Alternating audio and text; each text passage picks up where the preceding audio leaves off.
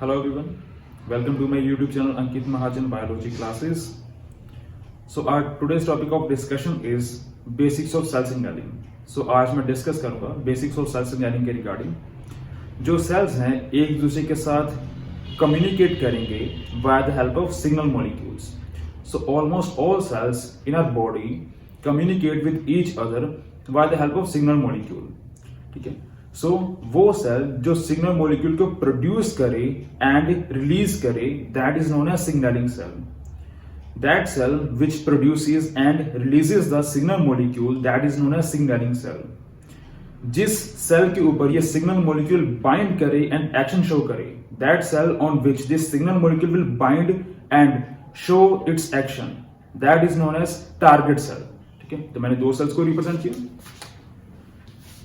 That cell which produces and releases the signal molecule in the extracellular environment, that cell is known as signaling cell.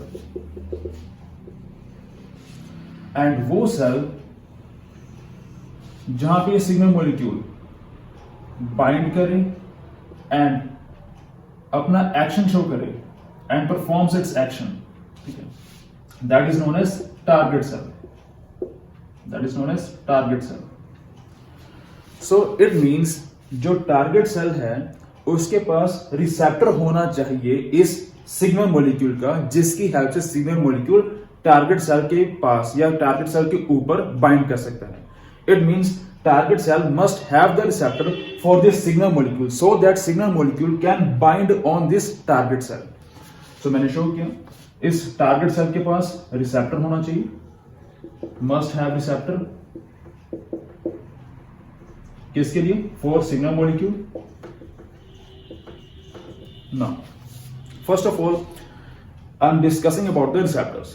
ठीक है, तो जो receptors हैं वो दो टाइप के होते हैं. There are two types of receptors which are present on the which target cells have. Receptor are of two types. Those are the one type is that one जहां पे आप ये बोलते हो कि जो रिसेप्टर है that is present on the surface of the target cell. So those are known as cell surface receptors.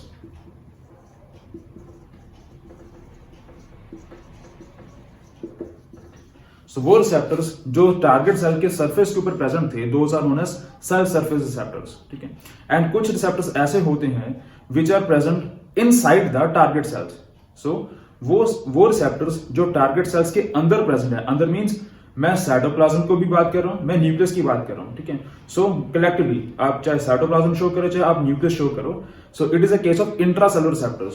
So I repeat, वो रिसेप्टर्स जो सेल के अंदर प्रेजेंट है those are known as intracellular receptors. So second category is the intracellular receptors. Now जो intracellular receptors हैं उसमें two categories हैं. Intracellular receptors are classified into two categories. Those are first वो receptors जो cell के cytoplasm में present हैं, those are known as cytoplasmic receptors. To types, those are known as cytoplasmic. चाहे आप साइटोप्लाज्मिक शो कर सकते हो चाहे आप साइटोसोल शो कर सकते हो, और साइटोसोलिक रिसेप्टर्स.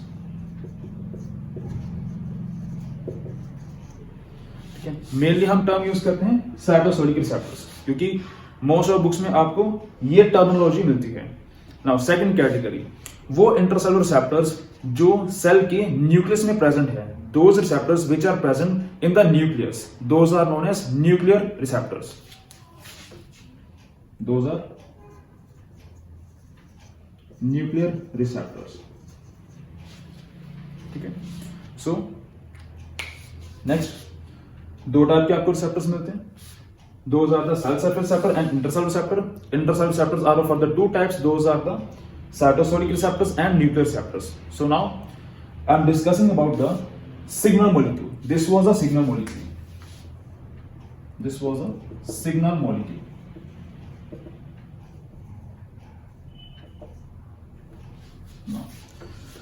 सो जो सिग्नल मॉलिक्यूल है वो आपको मेनली टू कैटेगरीज की मिलती हैं. sigma molecules are classified into mainly two categories. Those are lipophilic and hydrophilic.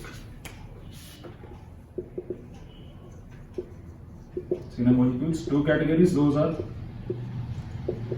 lipophilic and second is hydrophilic.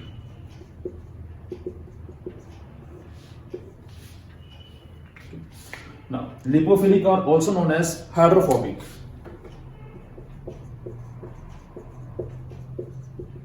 Okay. So, hydro means water, phobic means phobia.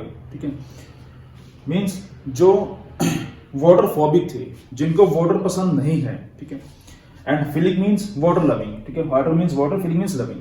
So water loving. So point is, जो cell है, ठीक है, आप कोई भी cell की बात करो, suppose this is cell, so this boundary represents the plasma membrane. This boundary is known as plasma membrane. And I will discuss about plasma membrane in separate lecture. Okay, मैं बाद में डिस्कस करूंगा plasma membrane के बारे में separate lecture में, कि plasma membrane is made up of three components mainly. Those are the lipids, second is the proteins, third is the carbohydrates. Plasma membrane में जो major proportion होगा, that is contributed by the lipids and proteins. Approximately 90 to 95% plasma membrane में आपको lipids plus proteins मिलेंगे, whereas जो carbohydrates हैं उनका जो प्रोपोर्शन है दैट इज अप्रोक्सीमेटली 5 to 10%. तो दैट्स आप पढ़ोगे, कोई भी आप बुक पढ़ते हो तो उसमें लिखा होगा कि जो मैक्सिमम प्रोपोर्शन है is contributed by the lipids and proteins, whereas minimum proportion in the plasma membrane is contributed by the carbohydrates. ठीक है, तो जो लिपिड्स हैं उनकी डिफरेंट कैटेगरीज होती हैं. Those are the phospholipids, glycolipids, sterol etcetera. इसके लिए मैं सेपरेट लेक्चर को रिकॉर्ड करूंगा. ठीक है, अभी के लिए वापस आते हैं. तो हमने सिग्मा मॉलिक्यूल की बात करी. सिग्मा मॉलिक्यूल हमारे पास दो टाइप के थे, हाइड्रोफोबिक एंड हाइड्रोफिलिक. ठीक है, जब प्लाज्मा मेम्ब्रेन होती है that is considered as hydrophobic. ठीक है, उसको मेनली हम हाइड्रोफोबिक एज्यूम करते हैं, कंसिडर करते हैं.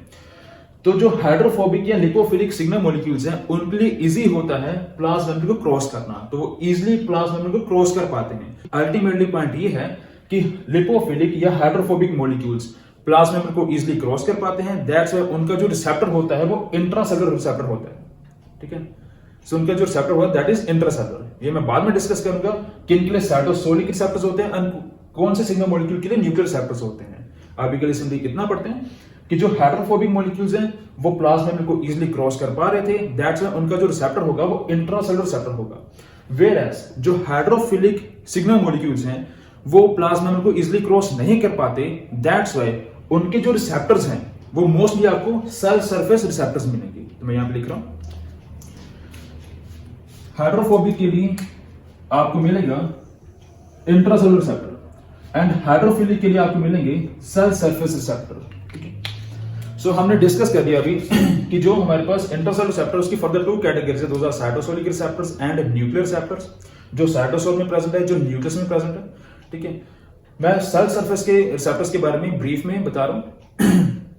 सेल सरफेस रिसेप्टर्स में हम डिफरेंट एग्जांपल्स पढ़ते हैं. Those are the GPCR, RTK etcetera. ठीक है, इसके अलावा और भी बहुत सारी रिसेप्टर्स होते हैं हमारे पास, JAK STAT, serine, threonine, kinase pathway etcetera. इसमें जो रिसेप्टर होंगे वो सारी बिलोंग करेंगे सेल सरफेस रिसेप्टर को. ठीक है, अब मैं सिग्मा मॉलिक्यूल्स के एग्जांपल शो कर रहा हूं. ठीक है, तो मैंने ये बोला कि हाइड्रोफोबिक के लिए आपको इंट्रासेलुलर रिसेप्टर्स मिलते हैं. कुछ ऐसी हाइड्रोफोबिक या लिपोफिलिक सिग्मा मॉलिक्यूल्स होते हैं जिनके रिसेप्टर आपको इंट्रासेलुलर नहीं मिलते, उनके लिए आपको सेल सरफेस रिसेप्टर मिलते हैं. ठीक है, मैं उनको भी मेंशन नहीं कर रहा हूं, मैं बाद में मेंशन करूंगा उनको. तो अभी मैं सिंपली ये बता रहा हूं कि कौन कौन सी लिपोफिलिक मॉलिक्यूल्स हैं जिनके लिए आपको इंट्रासेलुलर रिसेप्टर मिलेंगे. एग्जांपल्स आर, जैसे आप पढ़ते हो, hormones like testosterone, second is the progesterone, third is the estrogen. ठीक है, एक्सेट्रा. सो आप पढ़ते हो इन सभी के लिए जो प्रिकर्सर है precursor is the cholesterol molecule. Cholesterol molecule. Now cholesterol भी लिपिड का ही पार्ट है, मैंने अभी डिस्कस किया था. नाउ इसके अलावा आप एग्जांपल पढ़ते हो थायराइड हार्मोन्स की, that is T3 and T4 hormones. इनका जो प्रिकर्सर होता है, precursor is tyrosine amino acid. ठीक है. सो T3 T4 हार्मोन्स का भी आपको रिसेप्टर मिलेगा इंट्रासेलुलर. नेक्स्ट हाइड्रोफिलिक की बात करें तो हाइड्रोफिलिक में हमारे पास एग्जांपल्स होती हैं. एग्जांपल्स लाइक हम हार्मोन्स की डिस्कशन कर लेते हैं, like epinephrine, also known as adrenaline. Second is the norepinephrine. Okay. Third is dopamine. So ये हाइड्रोफिलिक एग्जांपल है. इनके लिए आपको रिसेप्टर मिलेंगे cell surface receptor, and these are known as catecholamines.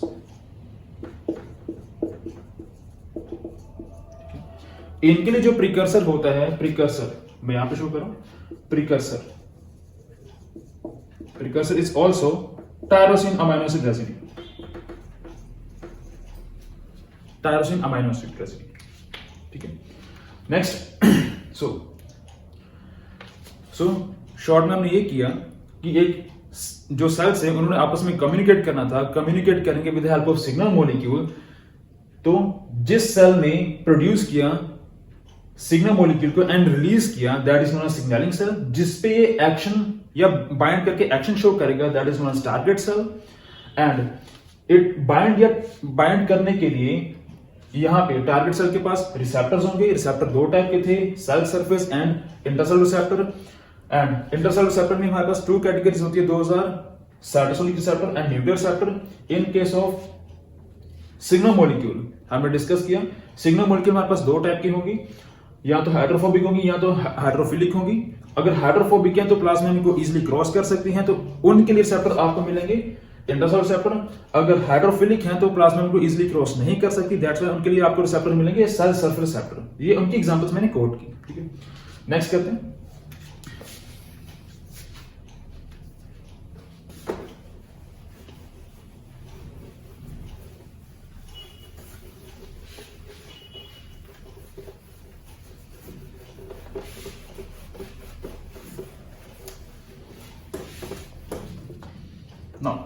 Next point. तो जब सिग्नलिंग सेल ने release कर दिया सिग्नल मॉलिक्यूल को, तो सिग्नल मॉलिक्यूल बाइंड करके एक्शन परफॉर्म करेगा टारगेट सेल में. ठीक है. So this signalling is of 4 types. ठीक है. हमारे पास 4 टाइप की सिग्नलिंग होती है.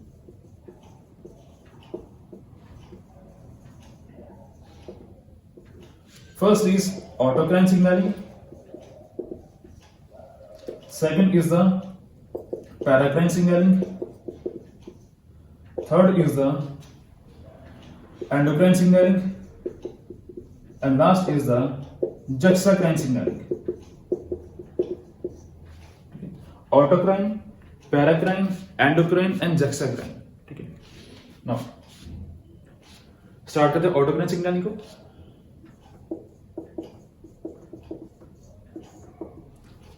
तो सपोज ये कोई सिग्नलिंग सेल था. ठीक है. इसने सिग्नल मॉलिक्यूल को प्रोड्यूस किया एंड रिलीज किया.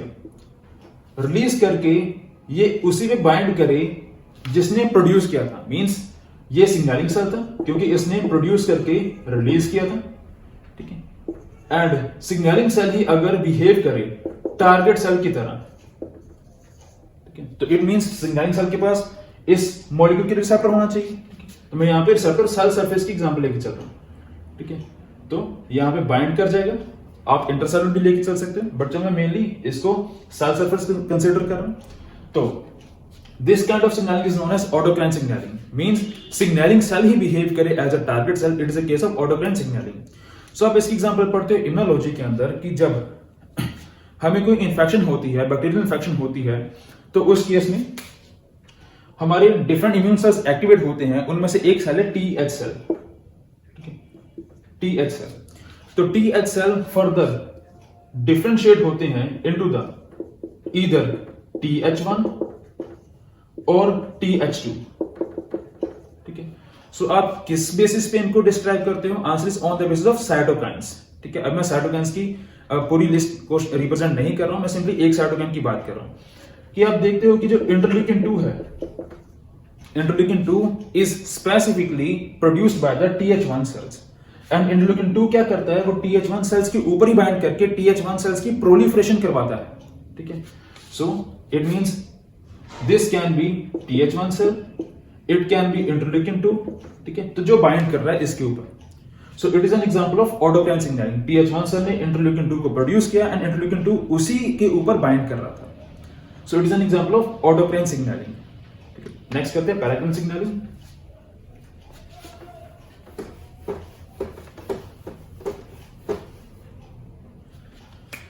सो पैराक्राइन सिग्नलिंग में हम ये बोलेंगे कि जो सिग्नलिंग सेल है एंड जो टारगेट सेल है, those are present in close proximity.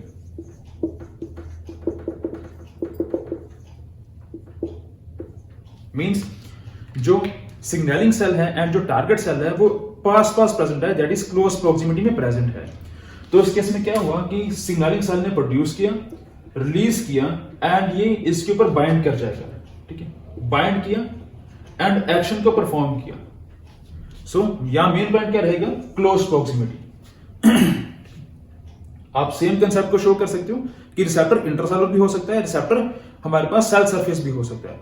But यहां पे एग्जांपल मैं लेके चल रहा हूं फिर से इम्यूनोलॉजी के रिलेटेड। हम पढ़ते हैं जब हमारे पास हमारी बॉडी में वायरल इन्फेक्शन होती है तो उस टाइम पे suppose these are the epithelial cells, epithelial cells. Now suppose इस सेल के अंदर वायरस एंटर कर गया। ठीक है, वायरस एंटर कर गया। Now this is known as virally infected cell. तो ये सेल क्या प्रोड्यूस करेगा? This cell will produce and release a protein known as interferon. Interferon, तो इंटरफेरॉन को रिलीज करेगा। इंटरफेरॉन क्या करेंगे? नेबरिंग सेल्स के ऊपर बाइंड करेंगे। इंटरफेरॉन नेबरिंग सेल्स के ऊपर बाइंड करेंगे एंड उनको गाइड करेंगे कि इस सेल के अंदर वायरस एंटर कर चुका है, आप अपने आप को प्रिपेयर कर लो कि आपके अंदर वायरस एंटर ना करे। This is the function of the interferon. This is how interferon will convey its message to neighbouring cells. ठीक है, so it is an example of the paracrine signalling, क्योंकि यहां पे क्लोज प्रोक्सिमिटी में cells present थे। ठीक है, next करते हैं। Next is the endocrine signalling.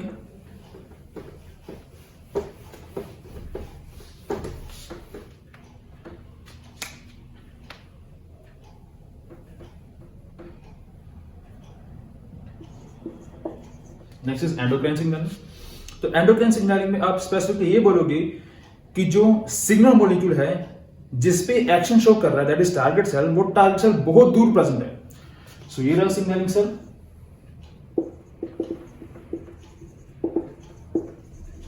इसने सिग्नल मॉलिक्यूल को प्रोड्यूस किया एंड रिलीज किया एंड ये रहा target cell which are located distantly, बहुत दूर प्रेजेंट है। नाउ स्पेसिफिकली एंडोक्राइन में आप ये शो करते हो कि जो सिग्नल मॉलिक्यूल है वो मूव करता है वाया द ब्लड स्ट्रीम। ठीक है, ब्लड में एंटर हुआ, ब्लड में एंटर होने के बाद वो डिस्टेंट, क्योंकि ब्लड हमारे पूरी बॉडी को आपस में कनेक्ट करता है। ठीक है, और बहुत सारे कंटेंट्स है जो हमें कनेक्ट करते हैं, one of the content is the blood. तो ये डिलीवर हो जाएगा इस टारगेट सेल के पास। डिलीवर होने के बाद वाया द ब्लड ये अपना एक्शन बाइंड करेगा एंड एक्शन परफॉर्म करेगा। तो main part is located distantly. ठीक है, अगर टारगेट सेल सिग्नलिंग सेल से बहुत दूर प्रेजेंट है तो this kind of signalling is known as endocrine signalling. ठीक है, सो इसमें हम एग्जांपल पढ़ते हैं, that is hormones.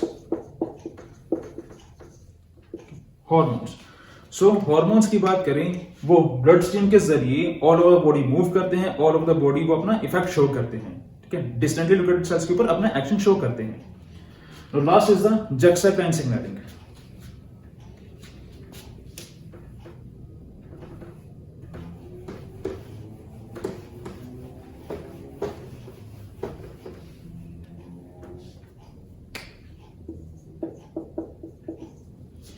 So juxtacrine signalling में स्लाइड सा डिफरेंस है, ठीक है, एंड कुछ कॉमन भी है। कॉमन किसके रिस्पेक्ट में है? कॉमन पैराक्राइन के रिस्पेक्ट में है।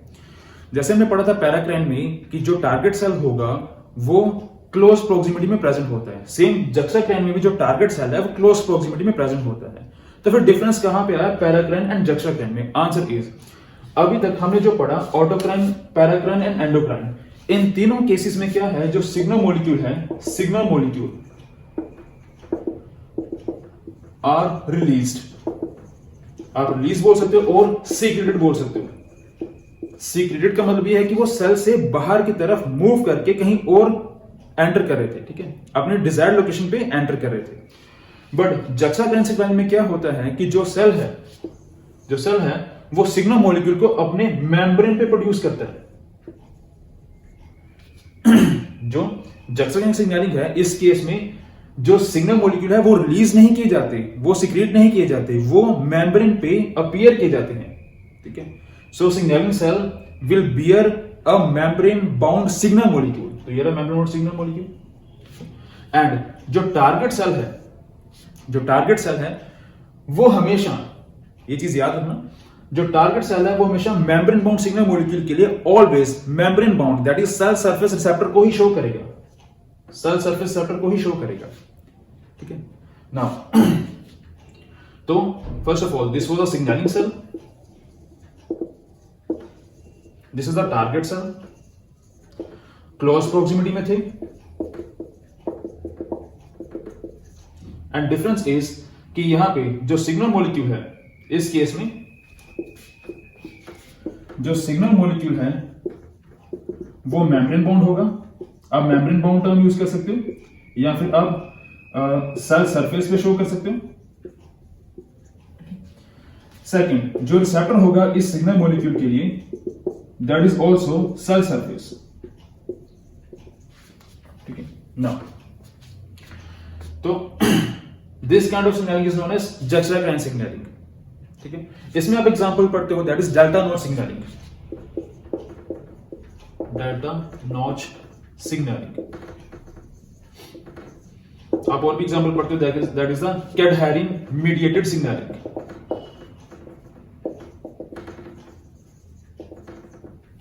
ठीक है। सो ये मेन 4 टाइप की सिग्नलिंग थी। मैं अब इनको दोबारा से शॉर्ट में एक्सप्लेन कर रहा हूं। ऑटोक्राइन में क्या है, जो सिग्नलिंग सेल है, सिग्नल मॉलिक्यूल प्रोड्यूस किया, रिलीज किया या सीक्रेट किया, आप कोई भी टर्म यूज कर सकते हो, एंड जो सिग्नलिंग सेल है वही बिहेव करे एज अ टारगेट सेल, तो that's the case of autocrine signalling. Paracrine में signaling cell and target cell are present in the close proximity. In this case, endocrine, signaling cell and target cells are located distantly, बहुत दूर दूर present है. Jexacrine, target cells and signaling cell are present या are located in close proximity, but difference यहाँ पे ये रहेगा कि स्पेशल इस केस में जो हमारे पास सिग्नल मॉलिक्यूल है एज वेल एज जो रिसेप्टर है, both are membrane bound. ठीक है, सो ये कुछ शॉर्ट में मैंने आपको डिस्कस किया, बाकी रेस्ट पार्ट में एक्सप्लेन करूंगा, ठीक है, इन द सेपरेट लेक्चर्स। अगर आपको ये वीडियो इंफॉर्मेटिव एंड नॉलेजेबल लगी है, देन इस वीडियो को लाइक शेयर जरूर करो एंड इस चैनल को जरूर सब्सक्राइब करो, ठीक है। Okay then, thank you.